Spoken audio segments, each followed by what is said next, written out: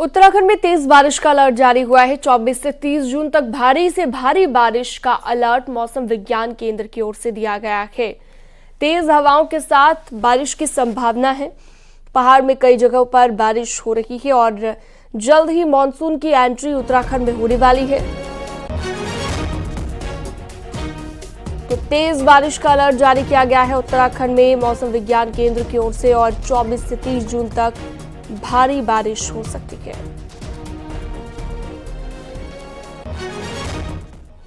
मौसम विभाग के अलर्ट के बाद प्रशासन के आगे मानसून से निपटने की चुनौती है। कुमाऊं कमिश्नर ने मानसून को लेकर निर्देश जारी कर दिए हैं। कुमाऊं मंडल के सभी डीएम को तेज बारिश से पहले नालों की सफाई के साथ पहाड़ी इलाकों में कलमट को खोलने को कहा गया है। इसके साथ ही संवेदनशील क्षेत्रों में जेसीबी मशीन मानसून के दौरान 24 घंटे तैनात रहने को कहा है।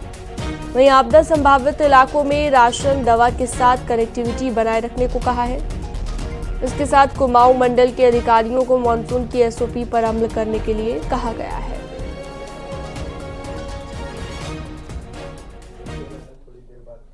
क्षेत्रों में नाले खुले रहें, बाकी जो ग्रामीण क्षेत्रों में कलवर्ट से ये खुले रहें और नालियां साफ हो जाएं, क्योंकि सबसे बड़ा कारण यही बनती है सड़क के डैमेज का भी और सड़क बंद होने का भी।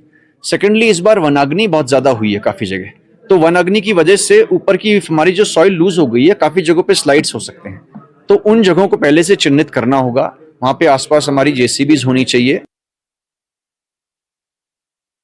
करते वीरेंद्र बिष्ट नैनीताल से लाइव जुड़ चुके हैं हमारे साथ ज्यादा जानकारी के साथ।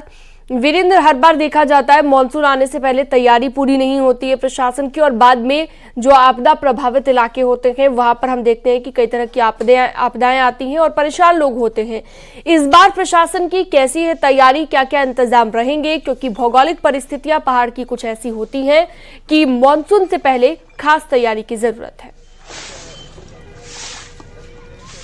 देखिए सीनम, जिस तरह से अब प्री मानसून की बारिशें पहाड़ में शुरू हो गई है और कुछ इलाकों में अगर देखा जाए तो बारिश से नुकसान भी हुए हैं, लेकिन अब मानसून की तैयारियों को लेके हालांकि कमिश्नर कुमाऊं ने निर्देश जरूर दिए गए हैं, लेकिन चिंता इस बात को लेके है कि जिन इलाकों में पिछले साल आपदाएं आई थी या फिर जिन इलाकों में लैंडस्लाइड की घटनाएं बहुत ज्यादा हुई थी, उन इलाकों में अब भी टेंशन की स्थिति बनी हुई है, क्योंकि जो आपदा के राहत के काम थे वो अभी तक हो नहीं पाए हैं और लैंडस्लाइड और तमाम चीजों का खतरा बना हुआ है। सारे डीएम्स को जरूर इस बात को लेके कहा गया है कि जो अपने अपने क्षेत्रों में जो अधिकारी हैं उनकी नियुक्ति कर दी जाए और आपदा से पहले जो सारी तैयारियां हैं वो पूरी कर दी जाए। खास तौर पर जो आपदाग्रस्त इलाके हैं, संवेदनशील अति संवेदनशील एरियाज हैं, वहां पर राशन, दवा, पानी या इस तरह की जितनी भी व्यवस्थाएं हैं, अगर उन इलाकों में नेटवर्क कनेक्टिविटी की दिक्कतें आती हैं तो वहां पर जो सैटेलाइट फोन्स हैं वो रखे जाएं। हालांकि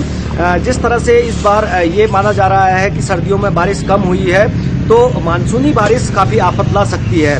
कुमाऊं में कई इलाके ऐसे हैं जो चिन्हित किए गए हैं और खास तौर पर उन इलाकों में बादल फटने या तमाम जैसी घटनाएं सामने आ सकती हैं। तो ये कहा जा सकता है कि आने वाले दिन जो है वो प्रशासन के लिए भारी पड़ सकते हैं और कहीं ना कहीं प्रशासन इस बात पर जोर है कि वो मानसून की तैयारियां पूरी कर लें और तमाम चीजों की व्यवस्थाएं कर लें। हालांकि सरकार ने भी लगातार मुख्यमंत्री ने इस बात को लेकर समीक्षा बैठक की है और सभी को निर्देश इस बात को लेकर भी दिए गए हैं, अगर कहीं भी इस तरह की आपदा की घटनाएं होती हैं तो उसके लिए जितने भी संसाधन उपलब्ध कराए जाने हैं वो पहले से ही तैयार रहें। जेसीबी मशीनें हर डेंजर जोन पर बिल्कुल, और इन सभी इंतजामों की वीरेंद्र जरूरत भी है। बहुत शुक्रिया तमाम जानकारी के लिए आपका। मॉनसून सीजन में चारधाम यात्रा रूट पर भारी दिक्कतें होती हैं, खासतौर पर स्लाइडिंग जोन मुसीबत का सबब बन जाते हैं। हल्की बारिश होने पर ही स्लाइडिंग जोन सक्रिय हो जाते हैं और भूस्खलन का खतरा बना रहता है। इसके साथ ही बरसाती नाले भी उफान पर आ जाते हैं और यात्रियों को भारी दिक्कतों का सामना करना पड़ता है। वहीं जिले के प्रभारी मंत्री सौरभ बहुगुणा ने जिला प्रशासन को सभी तैयारी समय पर पूरी करने के लिए निर्देशित किया है।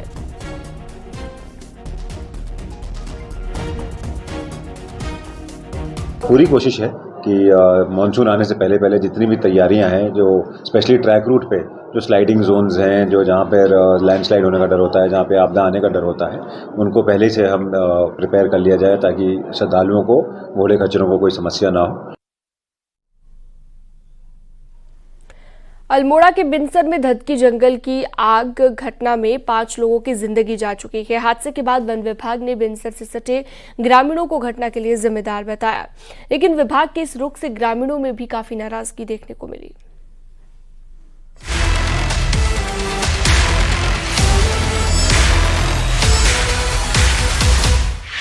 बिनसर में धधकी आग ने 5 लोगों को मौत की नींद सुला दिया है, जबकि 3 लोग अभी भी मौत से जूझ रहे हैं। इस हादसे के बाद जहां वन विभाग की भूमिका पर कई सवाल खड़े हुए हैं, वहीं सरकार ने भी टॉप लेवल के 3 अधिकारियों पर कड़ा एक्शन लिया है। लेकिन अब वन विभाग ने इस घटना के लिए बिनसर सेंचुरी से सटे रिसाल गांव के लोगों को जिम्मेदार ठहराया है और बाकायदा अज्ञात ग्रामीणों के खिलाफ रिपोर्ट भी दर्ज कराई है। अप्रत्यक्ष रूप में जो है कि इन हत्याओं के लिए जिम्मेदार भी है और उसी के कारण ये जाने गई हैं, हमारे वन परिवार को क्षति हुई है।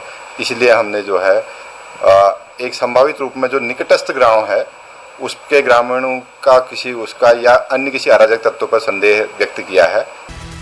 जंगलों में लगी आग पर काबू पाने में वन विभाग भले ही असफल रहा हो, लेकिन बिना किसी ठोस सबूत के ग्रामीणों के सिर ठीकरा फोड़ने से महकमा कई सवालों में घिर गया है।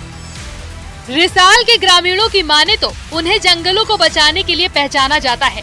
सेंचुरी बनने के बाद भी जंगल से ग्रामीणों को भले ही रत्ती भर भी फायदा न हुआ हो, बावजूद जंगल में लगी आग को सैकड़ों बार ग्रामीणों ने अपनी जान जोखिम में डालकर बुझाया है। रिसाल गांव के लोगों ने पीढ़ियों से अपने जंगल को बचाने में एक बड़ी भूमिका निभाई है। सेंचुरी बनने के बाद तमाम प्रतिबंधों के बावजूद भी वो इस जंगल को बचाने में अपना बड़ा योगदान दे रहे हैं। मेरा गांव रिसाल चारों तरफ से जंगल से घिरा हुआ है और जंगल में आग लगाने का तात्पर्य है अपने ही घरों में आग को आमंत्रित करना, और जो कि ग्रामीण कभी नहीं करेंगे। बिनसर के जंगलों में आग कैसे धधकी, इसकी कोई ठोस वजह अभी तक सामने नहीं आई है, लेकिन विभाग ने जिस तेजी से ग्रामीणों के ऊपर आग का ठीकरा फोड़ा है, उससे रिसाल गांव में हताशा जरूर है। यही नहीं, वन विभाग का ये कदम पहाड़ों में ग्रामीणों को जंगल से दूर भी करेगा, जिसका खामियाजा आने वाले सालों में विभाग के साथ पर्यावरण को भी उठाना पड़ेगा। अल्मोड़ा से किशन जोशी के साथ पिथौरागढ़ से विजय वर्धन, उप्रेती की रिपोर्ट।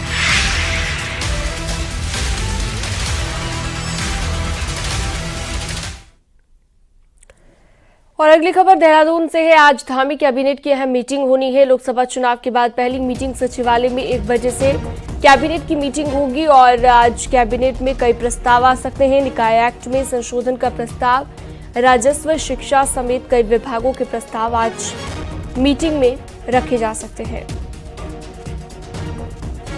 सुनील और प्रभात ज्यादा जानकारी के साथ फोन लाइन पर जुड़ गए हैं। सुनील, आज की कैबिनेट मीटिंग को लेकर पूरी जानकारी दीजिए। लोकसभा चुनाव के बाद आचार संहिता लगने के बाद पिछले 3 महीने से अभी तक कैबिनेट मीटिंग नहीं हुई थी। आज एक कैबिनेट मीटिंग होने जा रही है लंबे समय के बाद, और खासकर इसमें निकायों में ओबीसी आरक्षण को लेकर आज एक बड़ा प्रस्ताव आ सकता है, क्योंकि ओबीसी आरक्षण तय न होने के कारण पिछले 7 से 8 महीने से जो निकाय चुनाव हैं यहाँ पर लगातार टलते जा रहे हैं। 6 महीने के लिए पहले यहाँ पर प्रशासक बिठाए गए, फिर 3 महीने के लिए और एक्सटेंशन उनको दिया गया। अब ये जो कैबिनेट होने जा रही है, माना जा रहा है कि आज इसमें निकायों में ओबीसी आरक्षण से संबंधित जो संशोधन प्रस्ताव है वो आ सकता है, और उस पर यदि मुहर लगती है तो उसके बाद उत्तराखंड में निकाय चुनाव का रास्ता भी साफ हो जाएगा। इसके साथ ही हायर एजुकेशन, हेल्थ डिपार्टमेंट से जुड़े, रेवेन्यू डिपार्टमेंट से जुड़े कई प्रस्ताव भी इस मीटिंग में आ सकते हैं।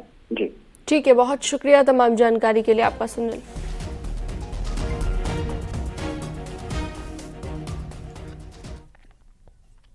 उत्तरकाशी के बड़कोट में पीने के पानी की किल्लत को लेकर पिछले 16 दिन से लोगों का धरना जारी है। कल व्यापार मंडल और होटल एसोसिएशन ने इसका समर्थन किया है। बाजार और होटल को बंद रखा गया है। तहसील परिसर में पेयजल पंपिंग योजना की वित्तीय स्वीकृति के लिए धरना जारी है।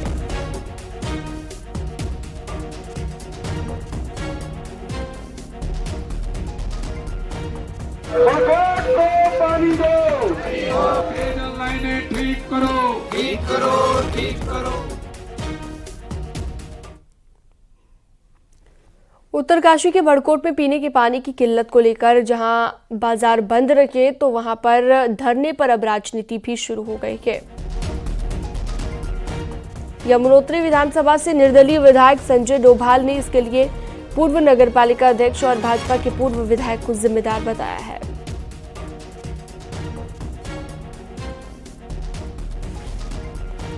कई पूर्व जनप्रतिनिधि जिनमें कि बड़कोट नगर पालिका के चेयरमैन रहे और पूर्व विधायक लोग बड़कोट पेयजल संकट के लिए बड़े बड़े बयान दिए जा रहे हैं। मैं आप सब लोगों को केवल इतना कहना चाहूँगा कि जब ये लोग इस कुर्सी पे बैठे हुए थे तब बड़कोट का पेयजल संकट क्यों दूर नहीं हुआ।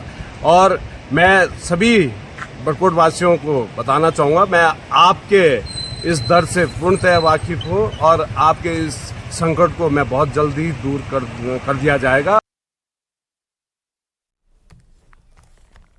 रुड़की के मंगलौर इलाके में दो पक्षों में मामूली कहासुनी में जमकर मारपीट हो गई और दोनों पक्षों की ओर से लाठी डंडों से एक दूसरे पर अटैक किया गया। मारपीट का एक वीडियो भी सामने आया। हालांकि किसी भी पक्ष की ओर से कोई शिकायत अभी तक दर्ज नहीं की गई है।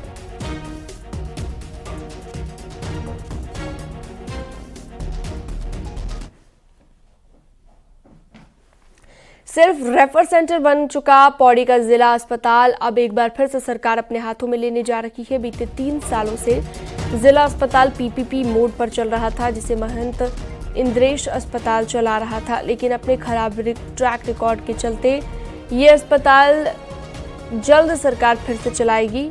और इस अस्पताल में अव्यवस्थाओं की लगातार सूचनाएं मिल रही थी, जिस पर अब स्वास्थ्य मंत्री धन सिंह रावत ने कहा कि अब हमारे पास पूरा स्टाफ हो चुका है। जनता की मांग को देखते हुए इसे अब सरकार चलाएगी।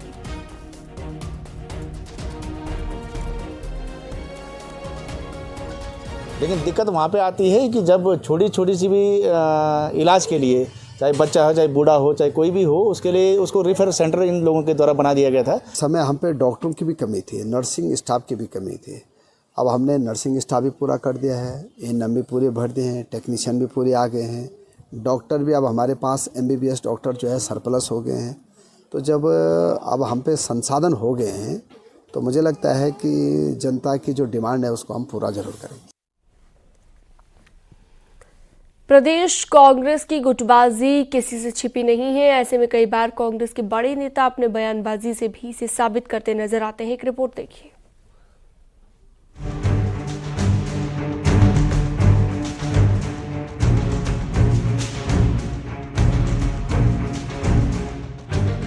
पूर्व सीएम हरीश रावत ने रामनगर में पहुंचकर गढ़वाल लोकसभा सीट हारने को शॉकिंग बताया।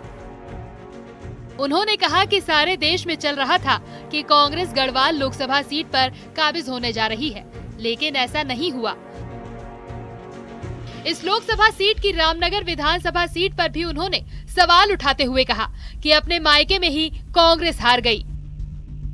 मुझे चिंता है इस बात की और हम उम्मीद करते थे कि गढ़वाल, सारे देश को उम्मीद थी कि गढ़वाल संसदीय क्षेत्र से श्री गणेश गुजियाल जी, जो एक बहुत श्रेष्ठ और एक होनहार नेता है, वो चुनाव जीतने जा रहे हैं। हम रामनगर को कांग्रेस का मायका समझते हैं, लेकिन मायका क्यों रूठ गया है, ये एक कठिन विषय है, इसका समाधान निकालेंगे। उधर रामनगर सीट को अपनी कर्म भूमि बता रहे रणजीत रावत ने इस हार का दोष कांग्रेस के ही नेताओं पर मढ़ दिया है। उन्होंने कहा कि जब पार्टी के बड़े नेता विरोधियों के तारीफों के पुल बांधते हों और अपनी पार्टी के कार्यकर्ताओं का मनोबल तोड़ने पर लगे रहते हैं, ऐसे में इसी तरह के परिणाम संभावित थे। अब छाती पीटकर क्या होने वाला है? देखिए, जब संगठन के बड़े नेता विरोधी दलों के नेताओं की प्रशंसा करने लगे और ये कहने लगे कि हमारे कार्यकर्ता हतोत्साहित हैं, तो कार्यकर्ता उसमें क्या कर सकता है। नतीजे उनकी अपेक्षा के अनुसार आए हैं। जो स्टेटमेंट उन्होंने दिया है, जो उन्होंने महसूस किया होगा, सीनियर नेता हैं, अनुभवी हैं, उन्होंने जो महसूस किया पहले ही समझ लिया कि ऐसा होने वाला है, वैसे ही नतीजे आए हैं। प्रदेश में कांग्रेस बुरे दिनों से गुजर रही है। लोकसभा की सभी 5 सीटें हार चुकी है। नेताओं की गुटबाजी ने राज्य में पार्टी को कमजोर ही किया है, लेकिन इस पर मंथन के बजाय एक दूसरे पर ही दोष मढ़ने में नेता व्यस्त है। न्यूज़ 18 के लिए रामनगर से गोविंद पाटनी की रिपोर्ट।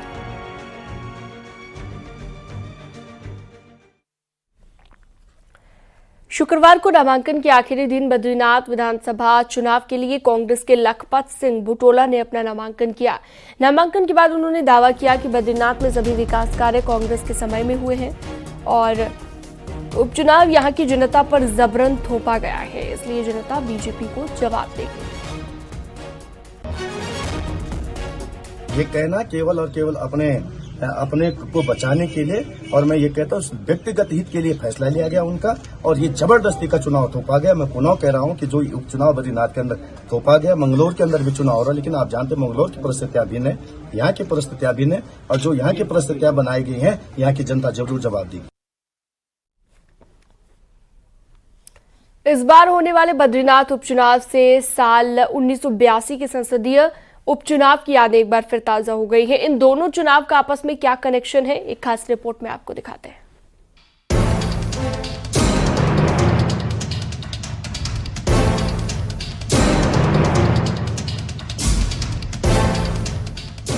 बद्रीनाथ विधानसभा उपचुनाव में बीजेपी और कांग्रेस ने अपने प्रचारकों की लंबी फौज उतार दी है, जिससे साल 1982 में पौड़ी गढ़वाल सीट पर हुए उपचुनाव की यादें ताजा हो गई हैं। दरअसल तत्कालीन प्रधानमंत्री स्वर्गीय इंदिरा गांधी ने इसी चुनाव में प्रचारकों की फौज उतार दी थी। साल 1980 में गढ़वाल संसदीय सीट पर तत्कालीन उत्तर प्रदेश के मुख्यमंत्री हेमवती नंदन बहुगुणा चुनाव जीते थे और इंदिरा गांधी के साथ मतभेद होने की वजह से इस सीट पर हेमवती नंदन बहुगुणा ने इस्तीफा दे दिया था, जिसके बाद 1982 में उपचुनाव हुआ था, जिसमें इंदिरा गांधी ने पूरी कांग्रेस पार्टी की फौज मैदान में उतार दी और स्वयं प्रचार करने के लिए गढ़वाल क्षेत्र में विभिन्न जगहों पर पहुंची और कई योजनाओं की सौगात की घोषणा की थी। इंदिरा जी यहाँ कम से कम 11 बार आई है, जो प्रॉपर जोशीमठ में, औली में, और जो ये शिलान्यास हुआ है औली जोशीमठ रोपवे का, उसका भी शिलान्यास उन्हीं के द्वारा किया गया है।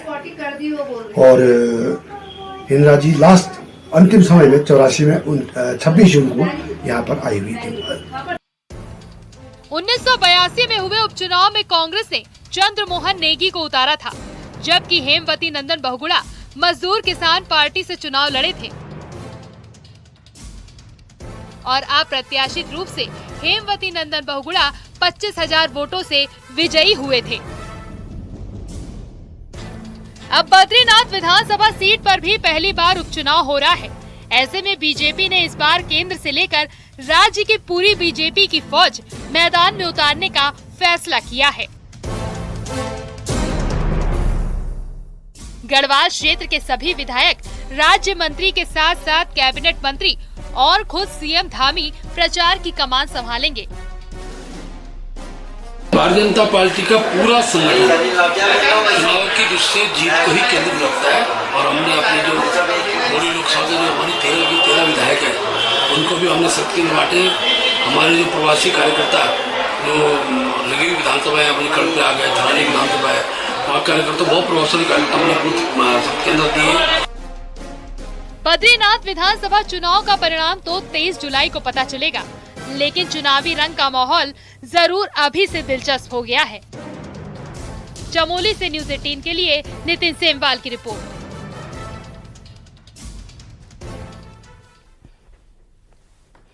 नागरिकता संशोधन कानून लागू होने के बाद पाकिस्तान से आए हिंदू काफी खुश हैं। ऐसे में शुक्रवार को बलूचिस्तान से आए 27 हिंदुओं ने नागरिकता के लिए आवेदन किया और जल्द से जल्द भारत के नागरिक बनना चाह रहे हैं। एक रिपोर्ट देखिए।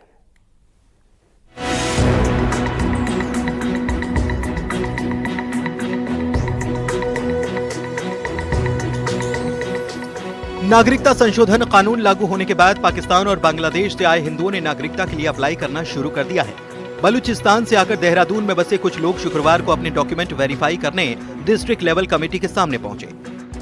1990 के दशक में बलूचिस्तान से आए ये लोग नागरिकता मिलने की बात से खुश हैं। ये सभी लोग अब पाकिस्तान नहीं जाना चाहते।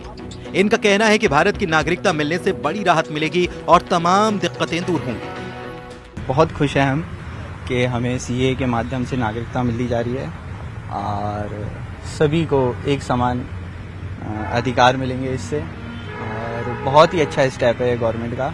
ये बहुत अच्छा स्टेप है हमारे लिए, हमारे बच्चे हैं, सब कुछ बहुत अच्छा स्टेप है ये हमारे लिए। किस तरह की दिक्कतें आती थी अगर सिटीजनशिप नहीं थी? मतलब सिटीजनशिप न होने की वजह से जॉब वगैरह में दिक्कतें आती और कई प्रॉब्लम्स थी।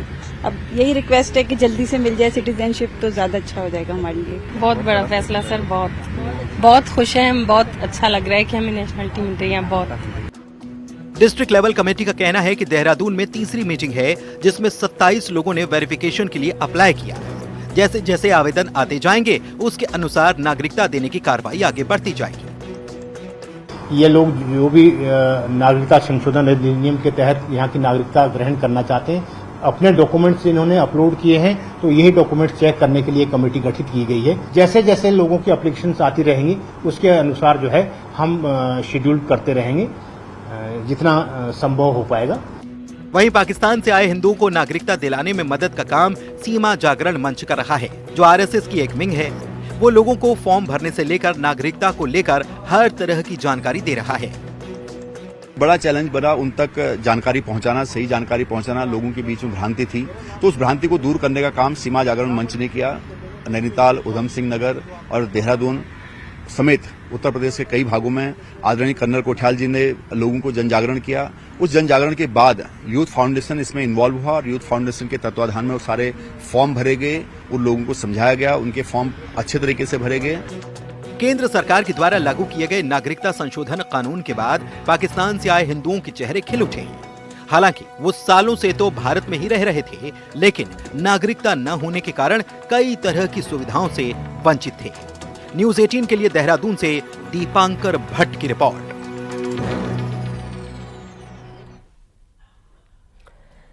और अब एक नजर पहाड़ की 10 बड़ी खबरों पर। अल्मोड़ा में कांग्रेस ने नीट और नेट पेपर लीक मामले को लेकर केंद्र सरकार का पुतला फूंका, जमकर नारेबाजी की। नीट और एनईटी एग्जाम में गड़बड़ी पर कांग्रेस ने रानीखेत रोड पर प्रदर्शन किया, सरकार के खिलाफ नारेबाजी। हल्द्वानी में भी कांग्रेस के कार्यकर्ताओं ने पेपर लीक के लिए सीधे तौर पर केंद्र सरकार को जिम्मेदार बताया। पिथौरागढ़ में कांग्रेस ने एग्जाम में धांधली के खिलाफ केंद्र सरकार का पुतला जलाकर अपने गुस्से का इजहार किया। नैनीताल में टूर गाइड और डेस्टिनेशन गाइड को प्रशिक्षण दिया गया, जिसमें 18 से 30 साल के युवकों को प्रशिक्षण दिया गया। रुद्रप्रयाग में पशुपालन मंत्री सौरभ बहुगुणा ने 7.5 करोड़ से ज्यादा की योजनाओं का लोकार्पण और शिलान्यास किया। पौड़ी में गढ़वाल कमिश्नर विनय शंकर पांडे ने जनता की समस्याएं सुनी, करीब 50 शिकायतें मिली। जागेश्वर धाम में 16 जुलाई से श्रावणी मेला शुरू होगा, जिसके लिए प्रशासन ने तैयारियां शुरू की। बागेश्वर में सरयू घाट में डीएम अनुराधा पाल ने योग किया, सैकड़ों लोग जुटे। अंतर्राष्ट्रीय योग दिवस पर हल्द्वानी में भी जगह जगह पर योग के कार्यक्रम आयोजित किए गए। और वक्त छोटे से ब्रेक का, जल्द लौटेंगे।